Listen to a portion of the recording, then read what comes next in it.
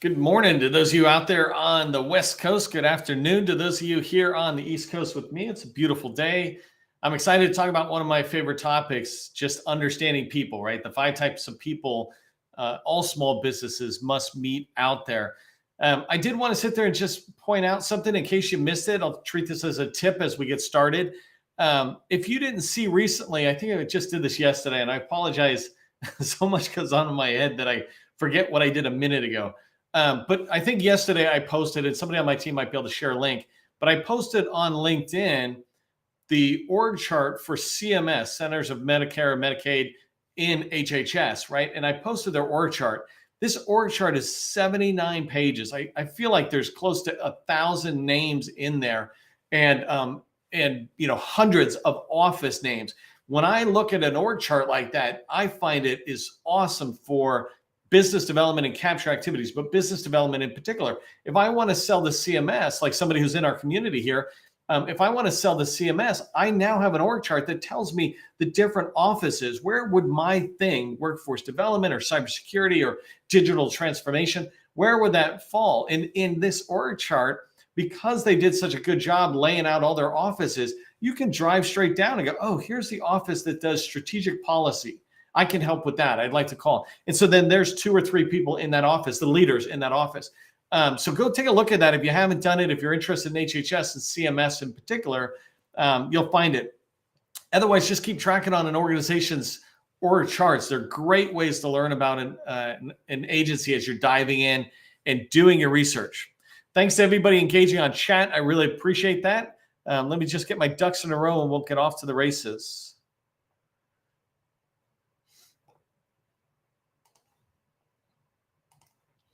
Okay, I think I'm sharing my screen. We're going to dive into 5 types of federal buyers. I'll find out in a couple of minutes if I am. But let's get started talking about the 5 types of federal buyers every small business must find. And this will be an interesting twist for some of you showing up. Some of you may have seen me talk about this before. And today I'm going to go deep dive into these 5 small business types of people that are out there. But one of the things that I just wanted to start with is this understanding of Waterfall and Agile. I like this example because I'm a software developer, a project manager in my career. And if you haven't done this before, basically waterfall project management means I look at everything. I try to see everything and plan out every single detail. And I'm saying this needs to be done before this, and this has to be done here. And if anything gets missed, everything gets moved around. In a nutshell, agile software development or agile project management is about taking things and breaking it down into their smallest possible components and saying, I'm going to get this done. Here's a backlog of all these things that we could get done, but I'm pulling this out, and this one I will plan in great detail and get it done in 2 weeks, right? And so there's this idea of when you do this, you can try little things faster, and you can find out. I wrote fail fast here on my slide, but what fail fast really means is find out quickly whether it works or whether it does not work, and most importantly, does not work for you, right? If it fails, that just means you need to, do the work better. But if it does not work for you, that's what I mean by failing fast. Is you can quickly decide whether something that you were developing isn't working. As it relates to people, especially sales, when we're talking about sales, you want to fail fast to find out that somebody you're talking to is not the right person to be talking to, for whatever reason, right? No judgment on them. Just finding out quickly whether people are ones that you want to maintain relationships with and should be in your CRM or whatever way you track your relationships with people, or whether it's people you should just kind of abandon and say, that's not a fit for me. It's a fit for somebody else, just not me. I'll give you a quick example here. I wrote my wedding disappointment. If you don't know this, my wife's name is Nancy. My sister, who supports the GovCon Chamber since 2018 and has supported me forever, she was pointing out to me one day when I was complaining about my fiance at the time. We're planning and this was a long time ago, but we were planning our wedding, and I have a large family. I have 9 brothers and sisters. So all the in-laws that come with that, 20 nephews and nieces, and 2 weren't coming to the wedding. And the reason they weren't coming is because my nephew was in high school and he had this big meet. And so his mom was going to stay home. Those 2 weren't going to come. And I was fixated on them and not coming. And my sister Cecilia, who's in the training all the time, right? She was like, what the hell are you doing? You're focusing on the 2 people who aren't coming, and you're ignoring the rest of us who are coming, are excited about coming to your wedding. And I got married in DC and my family's in California, so they were all coming across. And it was a really epiphany for me, a mind shift, if you will, to this idea that I've got to focus on the ones who show up in the right relationships, right? Not that I'm discounting the two who didn't come to the wedding. In fact, sidebar, I just took their pictures and shoved it into the family photo. But for relationships and sales, we want that same thing. Make sure we're focusing on the right people and we're not putting energy into the people who are not good for our business. So today I'm going to talk about those people, right? The 5 types of people you're going to run into and that I want you to find, including the ones who are not right for your business. And I'll explain that. Then I'm going to cover down on the relationship bell curve. I'll talk about where these people fit into your success pattern. And then I wanted to end up with, I teach the 7-step process. I want to show you how these people fit in to the 7-step sales process or the process for revenue success. So that's what we're going to cover. We got a lot to do. If it's your first time, I move at a fire hose pace. So hang on. And if you don't know who I am, my name is Neil McDonnell. I'm the president of the GovCon Chamber of Commerce. I want to welcome you to my federal sales training where I provide tips for success in the federal market. I spent 20 years as a small business owner. And since 2018, I've been teaching people like you that government contracting is not a secret. It's just a process. When we follow a process A to Z, we're going to have predictable, repeatable results. That's what I want for you. I spent a long time in government, but even longer in sales. And because today I'm talking about people, people are vital to sales. And I was just pointing out my experience in here, right? I did door-to-door sales, vacuum cleaner sales. When I talk about these 5 people, I encountered every one of them in there. I sold internet. I love listening to these influencers who talk about they've been on the web forever. I sold the internet back in the 80s, like in the 89, not to completely date myself, right? But I sold internet and web access at county fairs, software and hardware sales. And then as I moved into the government, right, I was doing software and hardware sales, solution selling, where you really have to go out there and help the customer work through solution selling. That really is this idea of a 12 to 24 month sales cycle. It's not just the fact that government buys long, but when you're selling solutions, everybody needs to get on that same page. And I've sold, as you can see here, in the private and public sector, even nonprofit, state and local, but really commercial and federal has been my main experience. And I've sold $250,000 things, right? Vacuum cleaners, $250 things, and $250 million things. I don't count contracted vehicles as sales because that really is just responding. Sales is when you're working with the customer to get them to buy your product or service. So before we get started any farther, or as I get started, do me a favor, just make sure if you haven't done so, put your company name into the chat, put your core competency into the chat. Let us know who you are. This is your community, and I want the people who are here to be able to know what your company name is and what you sell. As you can see, if you look at the chat, just scroll up in the chat, and you'll see all these people introducing themselves. Make sure you introduce yourself as well, because I have a customer who just won a large contract, multi-million, and the way they were able to do it was through a relationship, right? By finding some other teaming partner, heard about an opportunity, they got together and they went after it. That's really what I want you to find within the chat. Okay, so let's dive into the 5 types of people you must meet.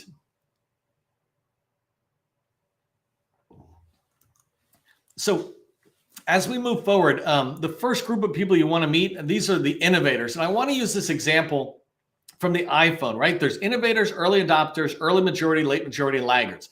Those are the 5 people, and I really want those 5 categories to be in your mind. As we move forward, think about those 5 categories. So innovators, if you think about the iPhone, I'm going to use the iPhone example. If you think about the iPhone and you think about innovators, these people are camping outside of Apple when they announce a new version. It's coming tomorrow morning, and they put up their tents and they wait for it. They always buy that newest model. The early adopters, they also always buy the newest model, but actually my wife, Nancy, she falls under the early adopters, right? She's always buying the newest model, but she waits to the morning. She doesn't drink Starbucks, but she waits till the morning. You know, I want to get a good night's sleep, then I'll go. I know they're going to have a phone, I'll get it, right? So she's in that phase. Keep that in mind. I'll tell you where I'm at a little later. Early majority, this is a big group of people, and they always want the newest model, but they're not going to rush out and just spend the money, right? And so these people on the iPhone will wait until their current phone breaks and they need a new phone, or the contract that they have with AT&T or whoever expires and they got to get a new contract with them. then they'll sit there and get a new phone at that time. That's a little different than the late majority. They never want the new phone. They don't really care. They don't have a passion either way around it. They just never need the newest phone. They don't even care. They're barely aware that it exists. But when they get their next contract, that's when they're going to be looking at the newest phone, if it's going to be wrapped in, because somebody at AT&T is going to say, hey, iPhone 552 is out. Do you want that? Or we got this older model you can have. And so the late majority is really behind the curve on getting an iPhone. Laggards, that's where I'm at, never want the newest model. They'll do anything to avoid the newest model. I actually had a phone broke twice over a long period of time. Twice it broke, and I was able to go back and get, if you know your iPhones, the iPhone 5S, until one day they just stopped making it and stopped selling it. Then I had to get a new phone, right? So I picked up to tell you how far away it was, I think I picked up an iPhone 12, right? So I skipped all those versions in between. Keep these people in mind as we move forward, because you're going to encounter them all the time. By the way, I just want to say, when you think about Apple, to Apple, innovators and early adopters are gold, right? They're just pure gold. That's who buys their products faithfully. Not that there's anything wrong with the rest of those people, but those are the gold. And what I wrote here is, if you want gold, you need to touch dirt. And I equate that to a gold mine, right? You can't go into a gold mine and just has gold. It has gold and dirt. Dirt is a vital part of our planet, but it's not gold. We want the gold. So let's move the dirt out of the way. Let's ignore the dirt and get to the gold. Let me use another example with the same 5 type of people, but let me use it with government contracting, right? And so in government contracting, we have small business professionals, and that's the one I really want to touch on. You could use this with contracting officers, program office, teaming partners, whatever, but I'm using small business specialists up here as my example, because I think most of us have called small business specialists at one time or another. And I really want you to understand that they too fall into these 5 types of people. Some small business professionals are innovators. The minute you call them, you just feel like you're calling your favorite aunt or something, or uncle. They're just happy to talk with you, happy to help you in any way. Right there on the phone, they're like, well, let me look at the name. Oh, you know what? I'll shoot a quick email and send that information, right? Very happy to help. By the way, gold, right? And then early adopters. This is the next group of small business specialists at agencies. When you call them, they're happy to talk. They're nice. And they're willing to give you guidance on how you can navigate the agency, but they tend to make you wait a little bit or do some things that need to be done and then move you forward, right? So I've described people I work with all the time. This is actually where I prefer to find them, is they give me guidance before they then help me do anything. These people are awesome because they actually listen a lot more to what you're doing. The innovators, although they sound like they're really great, they're not giving me a lot of feedback. They just give me names and information and pass me. But as I'm calling small business specialists, I'm not always going to find those 2 that we describe as gold. The early majority, and a bigger portion, right? These people are willing to talk. They'll take my phone call. They'll set up a meeting. Maybe if I call the Oswego office, I can schedule a meeting with one of these type of people. But what they want to see is past performance in the federal space. This is where we begin to see people say, well, you need to do this, and watch Sam for opportunities. They begin to be less helpful. In their minds, they're thinking they're helpful, but they're not overly helpful here. But they are inside.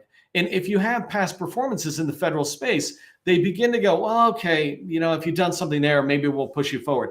If you've got past performance within their own agency, maybe they can help you navigate. But most importantly, they're willing to talk, right? So you can keep moving forward.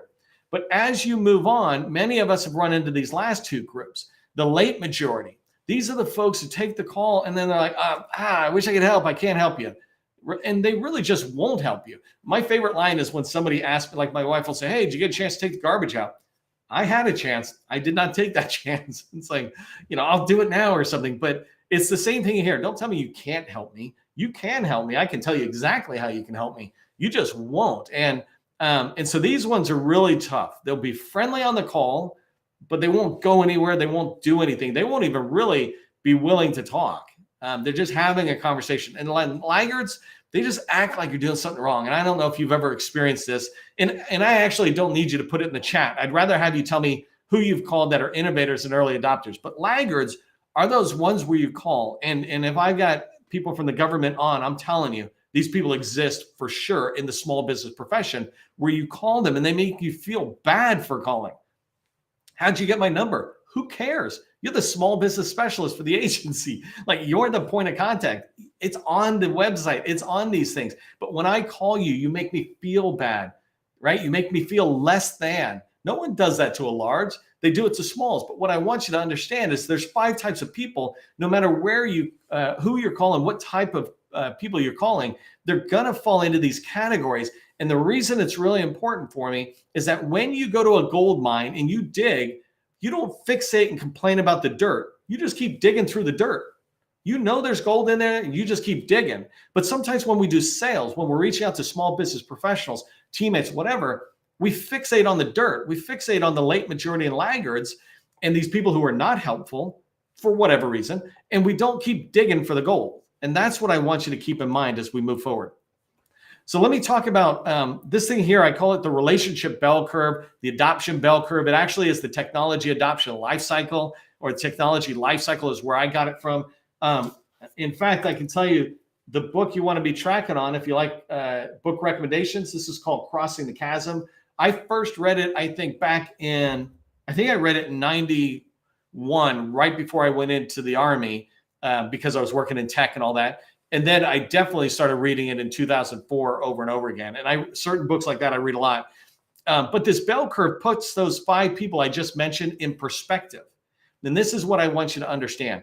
There's the innovators, right? The people who are excited that you're calling, like, oh, great, how can I help you? Think about teammates, right? You're calling a teammate and you reach out to them and you say, hey, I want to see if there's synergy.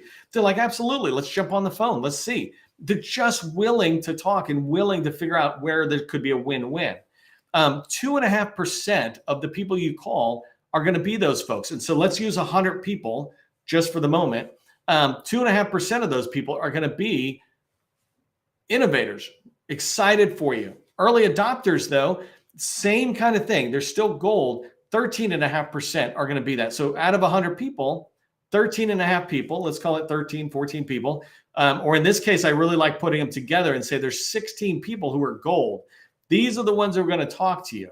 I'll come back to the chasm in a second, but these are the bulk of what you're looking for. 16 people out of 100 are going to be excited to talk to you and willing to help you. Whether it's teammates, small business professionals, contracting officers, program officers, it doesn't matter what it is. Whether it's a bunch of people like me. I've called people who were like me when I was in your position, and I literally felt like I was calling somebody who was too good. Like they thought they were too good. And nowadays, I feel like there's a lot of us who will take the call and talk to you at any point. Well, that's what you want to look for, are those type of people at your buyers, at your agencies that are going to do that. So as you move forward, the next group is this early majority.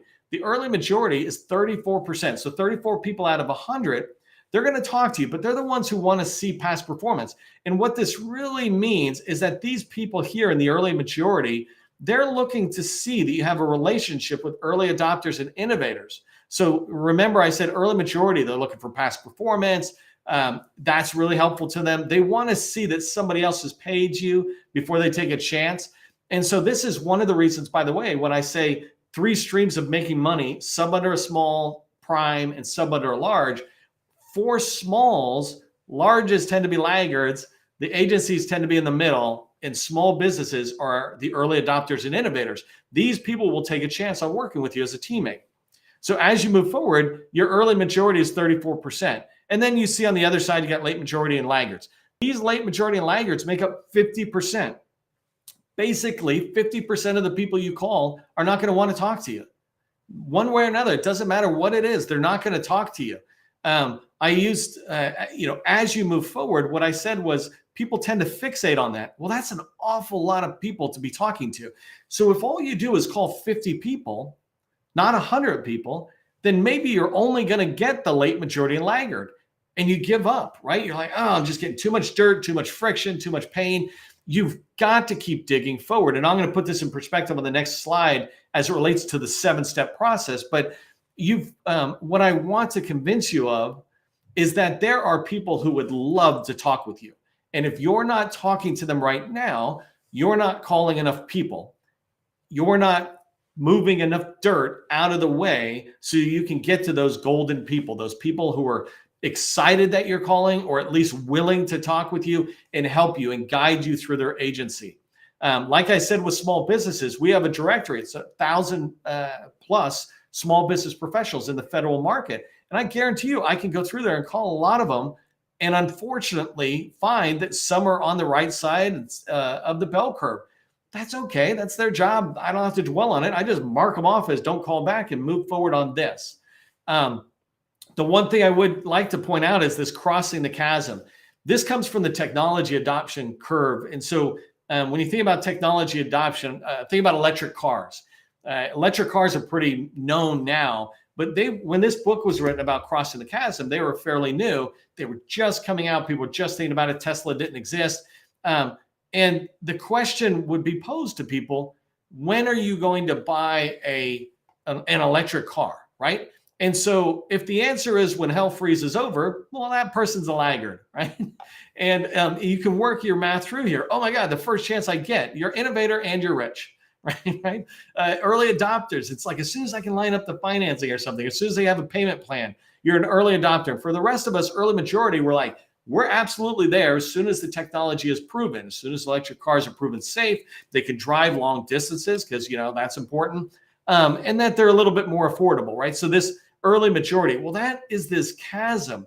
And I want you to think that same thing as it relates to your business. And I'm going to switch away from people for 1 second and just use past performance. The more past performance you have, the larger the contract size you can go after, right? And this is why I tell people to have a lot of past performance that's related. If you bring it back to the 5 types of people, these innovators and early adopters, this 16%, are the ones who are working with you. You need to find a lot of companies that love what you sell. I was talking to a company yesterday, and they're trying to break out of one particular agency into a lot more agencies. And this is what I'm trying to teach them. Don't sell to everybody. I don't care if your product is great for everybody. Not everybody will believe it. Not everybody will accept it. Not everybody will want it, right? That's okay. If your product is great for everybody, find 100 everybody's, put their name, number, and email down and call them and reach out to the 16% who will actually buy from you. I did training earlier this month about how 8As can win direct awards for the end of FY 2023. And what I was saying was stay away from the agencies that don't do direct awards. Why would you waste any energy if you're an 8A knocking on doors of agencies that do not do much direct awards at the end of the year? You should shift your energy into like the Army, for example, which does $2 billion in direct awards at the end of the fiscal year in August and September. That's where I would be putting my energy. That is the innovator and early adopter as it relates to folks that are out there. So this is really important. Remember these 5 types of people. And as you start calling people, understand quickly whether somebody is an innovator, early adopter, or these other ones, right? So let me take one last stab at talking to you about these 5 people and put it into context of the 7-step process. If you're not familiar with the process that I teach about success in the government market, really it comes down to 7 steps, right? Research an agency and understand it better than anybody. So lock on to your target agency. The second thing is build a list of 200 people. You want to have a target list, a market campaign, whatever you want to call it, but a target list of 200 people, names, numbers, and emails. These are new people you haven't called before, so that you can start reaching out. And this is where the 5 types of people come in. When you call them and you start doing outreach, you start doing your initial phone calls, emails, the very first meeting, you're going to determine whether that person is on the right or the left side of the bell curve and where on the left side of the bell curve they align. If they're on the right, who cares? But if they're on the left, you want to begin to go, hey, are they early majority? Are they innovators? So understanding that. And the reason I say that is because only the gold, only the innovators and early adopters are going to be your relationships. The early majority are going to be people you work with and you'll keep in touch. There'll be contacts, right? In sales or CRM, we call them contacts. But these strategic relationships, these people are your innovators and your early adopters. These are the ones who are excited that you're contacting them. They're excited to work with you, excited to see how you can team together. They're excited to see what you can do for their agency. If you do artificial intelligence, for example, they're excited for you to come in and do a proof of concept, or even to just talk about how they can think strategically about integrating emerging technologies or whatever it is you sell in there. Those strategic relationships of innovators and early adopters will lead to the opportunities that are slam dunk for you. The more non-innovator, non-early adopter, non-golden relationships you have, what you'll find is an opportunity pipeline that begins to get too far away from what you sell. So having those right people means you're going to have the right relationships, which will allow you to identify the right opportunities, leading to winning proposals and sales that'll come in through your efforts. But it all begins right here in outreach when you're identifying those 5 types of people, right? And just coming up so you can see it: innovators, early adopters, early majority, late majority, and laggards.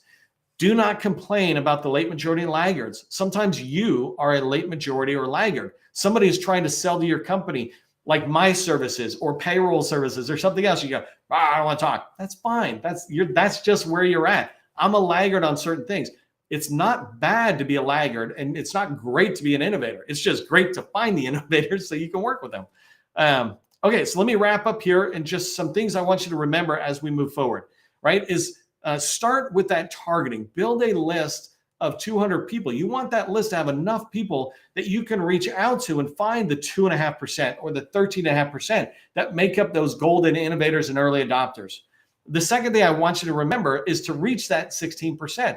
Call enough people. Keep adding to your target list until you reach those 16%. That's 16 people. I'm telling you, those people exist. I have literally called somebody, they're like, I was just waiting to talk to you. I'm buying. I'm like, okay, great. And there's other people I talk to where they're, it's not a fit. I'm like, that's perfect. That is sales. You are in sales. You need to find the people who are ready to work with you now or to talk with you now. Last thing I want you to remember, and this is a personality thing and a sales thing, just remember when you call people and you want them to do something, some people will, some won't. So what? So what doesn't mean, it's not a mean thing. It just means don't fixate on the ones who won't. Fixate on the ones who will. If you got value, do me a favor, throw thanks into the chat for the team because they help us get all this stuff done and follow up all the time. If you're getting value from all this training that we do and you'd like to see it continue, please consider becoming a sustaining member. And then if you're interested in working with me and accelerating forward, we're going to be talking about this next week, but we're going to grab one small group of people and then that'll be the rest we work for the end of 2023 into 2024. So just reach out to me if you're interested. Otherwise, definitely follow back up on training because we do training every single day to teach what we know for free. For all of us, remember, government contracting, it's not a secret. It's just a process. I'll see you in the next training.